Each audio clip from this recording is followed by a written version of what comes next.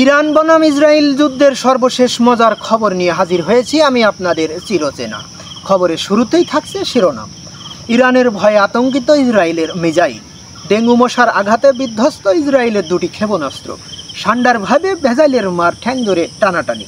নদীর পানি সেচে গোলালুর খনি উদ্ধার। হনুমানের স্বপ্নদোষ ঠেকাতে থানায় মামলা। এতক্ষণ শুনলেন শিরোনাম, এবারে বিস্তারিত। আমাকে ইসরায়েল সংবাদদাতা জানিয়েছে, গতকাল ইরানের উদ্দেশ্যে ইসরায়েল একটি মিসাইল নিক্ষেপ করতে গেলে কোনোভাবেই যেতে রাজি হচ্ছিল না মিসাইলটি।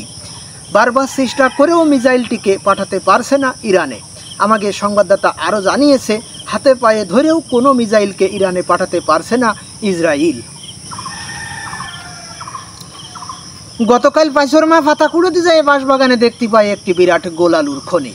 খনিটিকে শাড়ির আঁচলে করে বাঁধে নিয়ে যায় তার বাড়ি এবং বন্দি করে রাখে ঘরের ভিতরে। সংবাদে জানা যায়, আলুর খনিটি ঘরের চাল খুলে বেরিয়ে যায় এবং পা পিছলে পড়ে যায় বুড়িগঙ্গা নদীর মধ্যে। খবরে আরও জানা যায়, নদীর পানি সেচে উদ্ধার করা হয় গোলালুর খনিটিকে। ডেঙ্গু মশার আঘাতে তছনছ হয়ে যায় ইসরায়েলের দুটি ক্ষেপণাস্ত্র।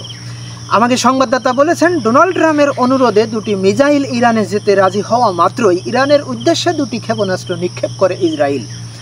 মাঝামাঝি অবস্থানে গেলে একটি ডেঙ্গু মশার সাথে মুখোমুখি সংঘর্ষ হয়। সংঘর্ষে মশার কোনো অসুবিধে না হলেও তছনছ হয়ে যায় ইসরায়েলের দুটি ক্ষেপণাস্ত্র।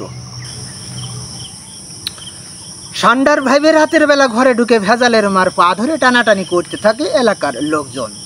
এক পর্যায়ে চেঁচামেচি চিৎকারে লোকজন জড়ো হয়ে যায় এবং ভেজালের মাকে উদ্ধার করে লোকজনের হাত থেকে। হনুমানের স্বপ্নদোষ ঠেকানোর জন্য মামলা করা হয়েছে থানায়। আমাকে নিয়মিত সংবাদদাতা বলেছেন, সপ্তাহে 9.5 দিন হনুমানের স্বপ্নদোষ হয়। এ অসুবিধা বন্ধ করার জন্য থানায় 444 ধারা মামলা করা হয়েছে। থানা কর্তৃপক্ষ যদি এর কোনো বিধি ব্যবস্থা না নেয় তাহলে রাস্তায় মিছিল বের করবে বলে হুমকি দিয়েছে হনুমান।